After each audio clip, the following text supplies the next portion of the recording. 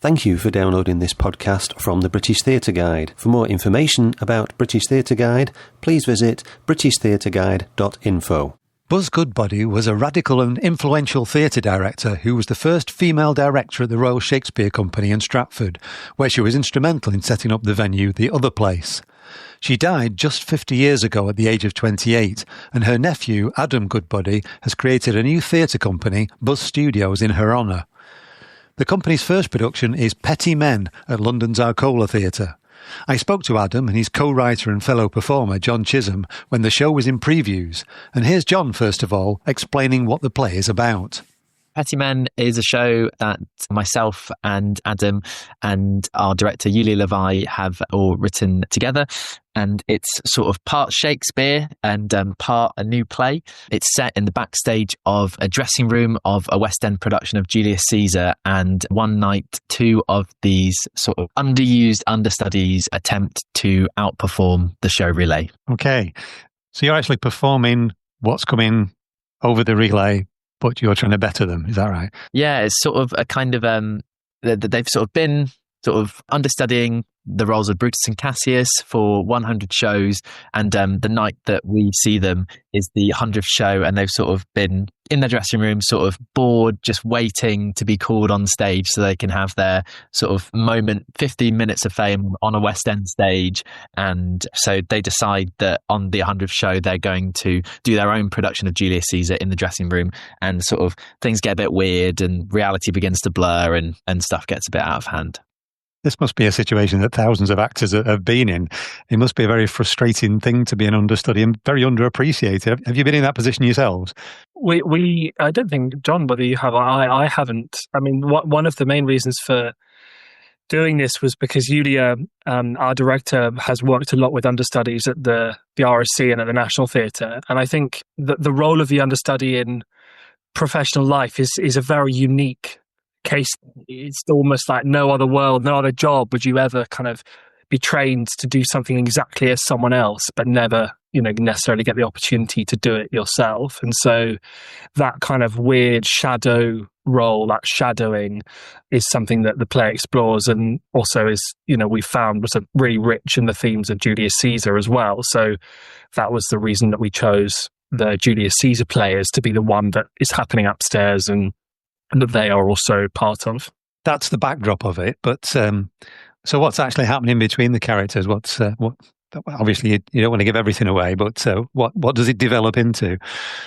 Yeah. I think the 100th night, when the play opens, they're at almost a sort of breaking point in terms of their levels of boredom and frustration, and neither of them have been on. They feel underappreciated. No one really talks to them in the company. They're in this sort of really dingy dressing room, which makes for a perfect setting at the Arcola Theatre, which is obviously covered by brick, and so it's a sort of really, really perfect setting for that. And they both come in with different sort of backgrounds and experiences. Cassius may be a little bit more experienced as an actor, but they, really are sort of, for different reasons, desperate to try to survive. Understudy Cassius is desperate to go on, and understudy Brutus is probably desperate just to stay there and not have to do anything. So the lives of the actors are sort of paralleling what's going on stage, in a sense. Yeah, completely. We sort of really found a kind of nice parallel between the characters of Brutus and Cassius in Julius Caesar, sort of who kind of want sort of political, sort of striving for political change, and these sort of characters who we call understudy Brutus and understudy Cassius are striving for sort of change in their sort of careers and in their lives. They want that change, they want that moment, they want to feel like they can shine, and we just thought that was quite an interesting sort of connection to sort of play. And it's been really interesting because we're kind of having to think about what is happening on stage in the production and how we can sort of perform those. And then also we're thinking about sort of what their production of Julius Caesar's like and how they are just as themselves in the dressing room. So there's been a lot of layers to sort of think about, and sort of performance wise. Yeah, it makes me think a bit, it's not quite the same, but something like Rosencrantz and Guildenstern are Dead by Tom Stoppard, with the play exactly. going on in the background in the same way. Yeah, we sort of, a lot of touch points we've been sort of thinking on is sort of Black Swan has come up quite a few times, Withnail and I, we've talked about quite a lot. Yeah, Rosencrantz and Guildenstern are Dead, sort of that kind of Waiting for Godot, two-person, two character play. Yeah, so it's been, and obviously like Julius Caesar and more sort of Shakespeare stuff as well. But it's been nice to kind of draw inspiration from different, and also there's an episode of Inside Number 9 as well, and Noises Off, that sort of do a kind of similar, or like plays about making plays, is people usually kind of find quite interesting. Or and we're sort of saying that we think Petty Men in total is kind of about the joys and madness of making theatre and kind of everything that brings along with it as well. Yeah. The title Petty Men, it does suggest that what they're arguing about isn't really that important. Yeah, we there's something I think in Shakespeare's text almost pathetic about their trajectory. They plot, they consider, they take great persuasion. They have this incredible political moment of assassination, maybe the most famous moment in all of theatrical history and history generally, maybe. But then their trajectories after that are both quite pathetic. They both lose in battle, they both die. So there's something very unrealized about their growth and their path that you feel like nothing's quite worked out how they wanted it to. And things obviously go back to the same in the sense of cyclicality. So that idea that history just goes in cycles, as much as the play gets repeated every single night, is a parallel, as John says, that Shakespeare talks about, very meta theatricality in terms of the connections of the play, but also something that we're trying to bring out in terms of what theatre is like, how weird it is that these things happen over and over again. Yeah, and like you said, Beckett as well. It's very much comment on that sort of thing. But our previews have started. How's it going so far? Yeah, I mean, I can't say I'm enjoying it so much. Like it's just been so great. I mean, we've got such a lovely team. Sort of like the creators are sort of all amazing. Our producer and everyone at the Arcola. So I mean, we're just having a blast really. And we're sort of working out all like the technical elements and stuff. And it's just been great. We're sort of really enjoying it. It's the longest run that sort of I've ever done. I can't sort of speak for Adam, but we sort of have done a lot of work, sort of comedy, sort of on the Fringe previously, and sort of those runs, even if you go to Edinburgh, they're probably max kind of a month if you're lucky. So this is the sort of longest run that I think either of us have maybe ever done. And we're just really excited about that, to share it with lots of people. Do you get a chance to tweak it very much during previews before you come to the dreaded press night? We do a fair amount. We're working in the building during the preview run the week, kind of 10 till 6, and then making quite a lot of changes. And funnily enough, from preview 1 to preview 2, the show's changed quite a lot. So Wednesday to Thursday, even like the order of some scenes has changed, and we're constantly trying to think about how to make it clearer and more interesting and more engaging. So that this process this week has been very iterative, and obviously taking feedback from our early audiences, what they think about the play, how it makes sense, how to make it more engaging, and to try and get that tone right as well. It's obviously multi-layered, as John says, but to make that feel really kind of constantly engaging. I think sort of our North Star that we were kind of working towards is kind of how can we make sort of Shakespeare fun, accessible, but still tell the story and not kind of doctor that in any way. So, and we were sort of seeing where we can find where are those moments and where can we sort of push that most really. I think that's sort of where we're trying to head. I suppose the fact that the three of you two and the director, we're all involved in the creation of it intimately, it makes those changes a little bit easier than a playwright who comes along during previews and starts rewriting scenes doesn't necessarily make themselves very popular, but I suppose you're all immersed in the material a lot more, aren't you? I think it's sort of a blessing and a curse, really, because I think we're all perfectionists. So I think sometimes we'll kind of go in a loop and be like, oh, could that line be better? Because we've got the authority to kind of change the line. I think we can kind of be like, oh, what's the best version of that line or something. But I mean, it's been so great because we get to, play with things. And if things don't sit right in our mouths and stuff, you can just change things, really. So, yeah. What was the process of creating it? How long has that gone over? What sort of period of time? I think we first started talking about this project about 2 years ago. I mean, we John and I trained at Central together, so we've known each other for a long time and worked together in different ways. And then John and Julia took sort of responsibility for taking on the majority of the script, I'd say sort of almost beginning of this year, and we did some readings, and there was a lot more Shakespeare in it than there is now. And I think over the course of draft 1 to draft whatever this one is that people are seeing at the moment, we've taken out loads. We've reduced and reduced and reduced and reduced. So I think then the word count has just gone sort of progressively down, and try to do more with the action and feeling really comfortable that the audience can spend significant periods of time watching the characters just being in the space, not feeling like we need to fill constantly with dialogue. But yeah, we had a week of R&D where we had a rough script, and then we made tweaks to that and changes, and then had 2 weeks of sort of more focused rehearsal where we were trying to work towards a kind of a clear version. But things have still changed. We're adding in lines this week and stuff. So sort of, yeah. But it did start as a written script. It wasn't something that was devised in rehearsals. I think ideally, if we were to do the process again, I think we would have devised it from the get-go, but just in terms of sort of getting funding for stuff, it's just we kind of needed to have something to go into it. And I think that sort of speaks to the state of maybe the industry or funding at present and stuff. I think it was a project that would have sort of benefited from sort of starting as devised, but it's just sort of I think we've just found it's quite hard to get something on at present and sort of have sort of get the money to put you in a position where you actually can make something. But we've sort of done the best we can, and I'm so happy with what we've come up with, and I think we've sort of it's exceeded expectations of kind of what I ever thought the project could be. So I'm delighted. Good. The company isn't an established company, which I suppose doesn't help when you're looking for funding, but it's got an established name. Buzz Studios, named after your aunt, who I assume you never met because she died 50 years ago. Can you just talk about who she was and why you decided to name the company after her?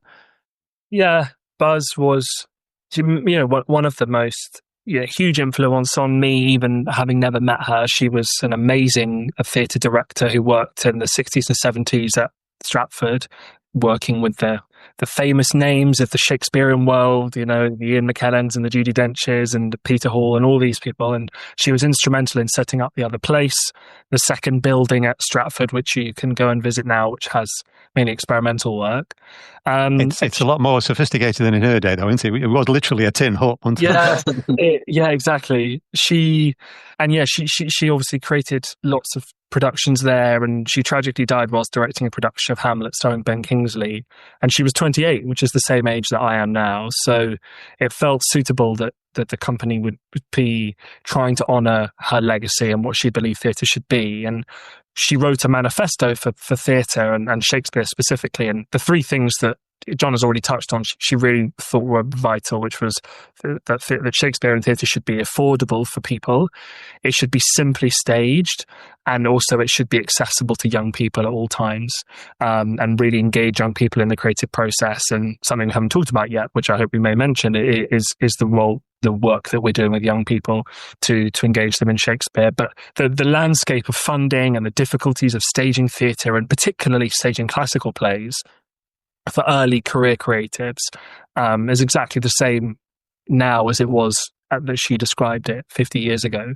So this company has been set up to kind of honour her legacy and to try to continue what she started in terms of a vision for theatre. And she was quite controversial in her day when she was the first female director at the RSC. But she was controversial for the style of her productions, for going on protests and various things, wasn't she? Does your company reflect her political views or her political approach? Well, my dad, her brother, who is the only person who sort of connects the lived world of her and then this what's going on right now, hasn't seen it yet. But I almost wonder whether or not she would have thought it wasn't radical enough, right? In terms of its revolutionary quality. But certainly, we have very unashamedly treated this play and this opportunity to really rethink what a Shakespeare play can be and how to make it accessible. So it's not a traditional version of Julius Caesar, as John has described. It is quite radical and it's experimental. A lot of things we're trying to do, we feel like we're not sure how people are going to receive them. But yeah, I'd love to know, obviously, what she would have thought of it. But that spirit of sort of challenge and rebellion is what we're trying to build with the company and this production as well. And especially because sort of Shakespeare's are kind of done, they're done so much, they're sort of in the canon. And what I find sort of quite interesting is obviously that Julius from Hungary, originally from Budapest, and it's just been so interesting sort of in Europe how they've got, obviously they'll translate the text so they can be a bit more liberal with sort of changing things and stuff, and it's not held as sacred as it is here maybe when we speak it in English. And I think that's maybe quite a shame that maybe we're so married to sort of the text when we perform Shakespeare here, which is great. And obviously in some respects that we can do the whole thing in its entirety, but I also think maybe we can be able to do this and we can mess things up and change things. And I think maybe a healthy theatre environment is something where we can have all of it, basically. Yeah, because you can't spoil Shakespeare. If you do a production that doesn't work, then the script's still there for somebody else to do, isn't it? Yeah, to do it again next year, next month, or yeah. So, John, what did you know of Buzz Goodbody before you got involved? Yeah, I mean, obviously heard sort of about her from Adam and stuff, and sort of on sort of visits to the RSC, have kind of seen her kind of memorial sort of, or kind of in the other place they've got this big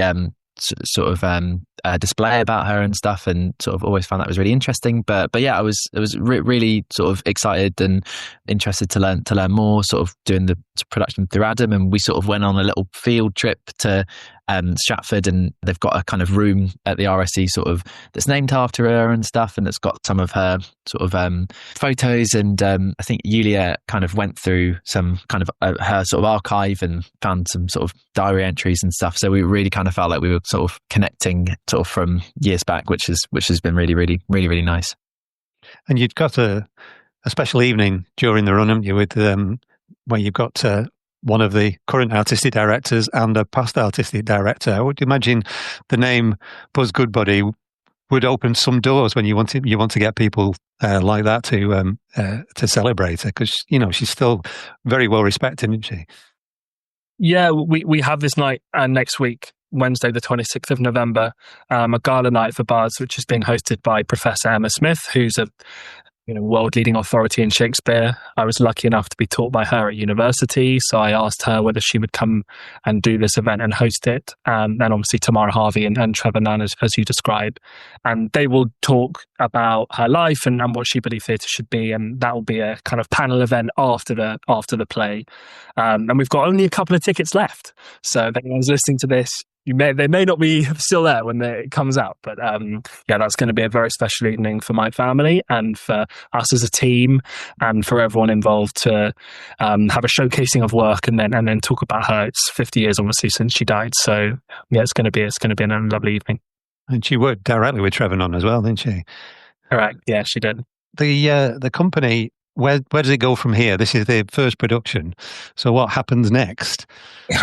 Good question. I think it's being worked out. We're all off on different projects from the new year. There's a couple of other things on the slate that I'm looking to do. And we're working with a brilliant producer called Tom Dixon, who's the co-founder of the Handlebars, which might be familiar to listeners of your podcast. An amazing outdoor cycling Shakespeare company, which has become very successful and well known in the UK. And so we're working together, and he's the producer on this project.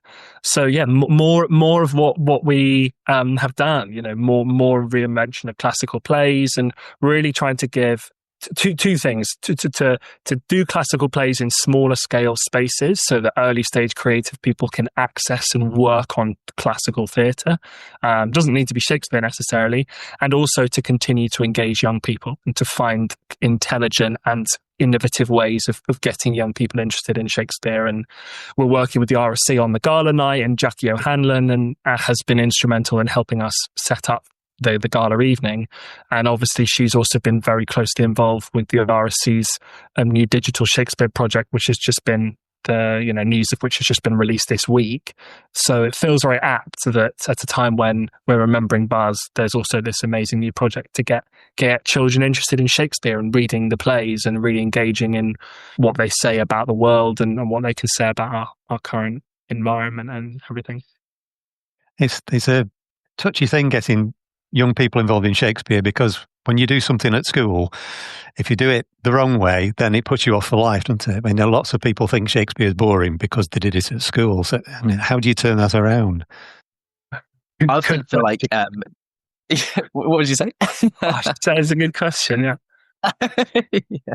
How are we going to solve it? I often think it's because you're reading it sat down and you're not performing it stood up. I think I think Shakespeare was sort of written to be in the body, and sort of it's not something that you just speak at a desk. It's something that sort of takes over you. And one of one of my mentors, sort of Mike Cordner from uni, always said that writers give you gifts and they should be sort of like utilized and used, and it's not something that you just sort of read like down the page and stuff. So I think that's the main thing. You just need to sort of push away those tables and get active in the classroom.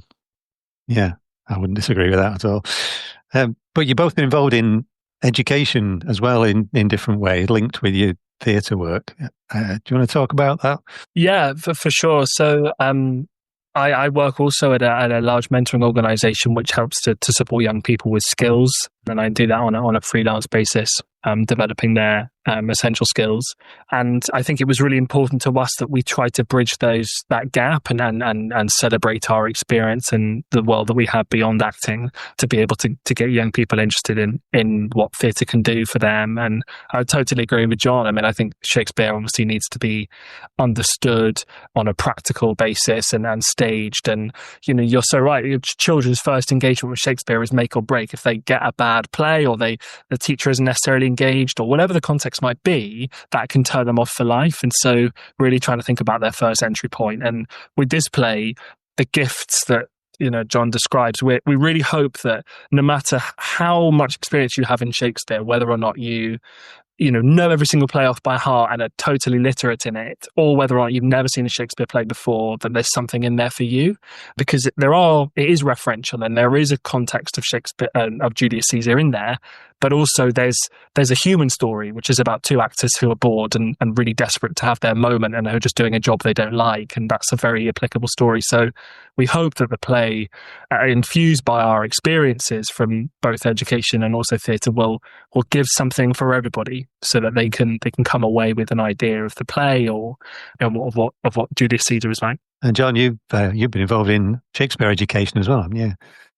Yeah. So when I'm not acting, I work for a company called the Royal Shakespeare Schools Foundation, and it's basically a cultural education charity that's sort of been running since the year 2000, that basically want to transform young lives through the unique power of Shakespeare. And they sort of facilitate the performance of Shakespeare plays with young people in venues sort of up and down the UK. And I was sort of lucky enough, one of my first introductions to Shakespeare was doing that project when I was about in, I think, year 8, 9 at Cambridge Junction. I was the Duke of Exeter in Henry V. And it was just such a great way performing Shakespeare. There's so many benefits that come out of that, sort of being in a play with your friends. Like, I was quite a shy kid at school, so it was just a great way to sort of connect with other children and young people at the school, and really gave me such a big confidence boost as well. I think some of the sort of benefits that aren't kind of talked about as much, sort of those softer skills like confidence, communication, team working and stuff. And sort of delighted to sort of see in the curriculum review that sort of drama is going to be getting a bit of a boost and stuff. How much that will be, not sure yet, but I think it's really cool that the drama can be seen as a powerful tool for young people, and it's important, and arts are important, and should be in schools, and it's a lovely company to sort of work for. And I think me and Adam are both quite alike, that drama was sort of really important for us growing up, and hopefully maybe through the Petty Men and stuff, it might be an exciting way to get some young people a bit more interested. And we're sort of hoping that some schools and young people can come see the production as well. And Petty Men, where does it go from here? Are you looking to tour it after here, or are you just waiting to see what happens? Because I'd like to see it. I'm in Manchester, and I'd like to see it as well. Yeah. To all producers listening, we'd love to talk to you about Petty Men.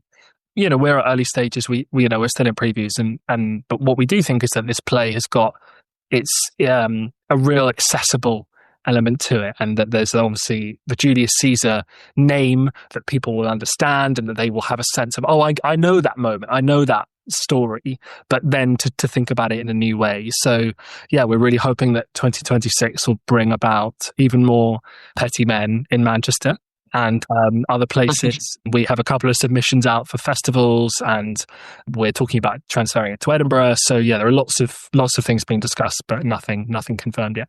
And do you have anything individually in the pipeline? Ooh. Good question. We're trying to get through the Arcola run at present. Yeah. but yeah, open. Yeah. What Adam was saying before about sort of maybe more Buzz stuff as well. Sort of I kind of make work with my friend Christian, to sort of might be doing something with him Edinburgh next year. And then there's a company from sort of Cambridge called Intrepid Fools, and we sort of did a show last year, so maybe something in London as well. But that's kind of me. But I'm sort of feel like I'm quite locked in to PM at present. But yeah, what about yourself, Adam? Yeah, it's similar really. Haven't sort of got around to thinking about it. I'm developing a play about the channel swimming, the role of the channel as a kind of political body of water, and I'm hoping that will come on next year at some point. It's going to probably be a two-hander, but it's all contingent on lots of things, making money, getting funding, and I should say just very quickly that we've been very lucky on this project to be supported, not just by the Arts Council, but also by the Fenton Arts Trust and the Old Possums Practical Trust and the Birkdale Trust, who are helping us with our engagement with young people, and a few other private donors who have been very generous in supporting the project. And we literally could not have done it without that support. So it's a reminder not just of how important it is for those bodies to exist, but also just a big thanks to them, because they've allowed this to happen and meant that we can engage and employ really amazing people. Ting Ying Dong, our amazing sound designer, Lucia Sanchez-Roldan, our amazing lighting designer, Thomas Palmer, our amazing set designer, Tom Dixon, our producer, etc. We've had an amazing group of people work on this project, and we couldn't have done that without the support of those funders. So that's been really important for us, and has taken a long time for us to get. We've been rejected by funders, and it's a long journey even to get to the point where you have the money to be able to make stuff like this. So yeah, it's been great, but it's been hard work. Yeah, I think it's been quite helpful. It feels like a kind of I feel like the play is a bit of an underdog story, and sort of making the play for us as creators has also been a bit of an underdog story. So I kind of feel like that's a third layer to it then. Yeah. Not that it needed another layer, but yeah, real panto alternative this December. That was John Chisham and Adam Goodbody, whose play, written with director Julia Levi, Petty Men, runs at the Arcola Theatre in London from the 19th of November to the 20th of December 2025. For more information and tickets, see www.arcolatheatre.com. You've been listening to a podcast from British Theatre Guide. For more information, please visit britishtheatreguide.info.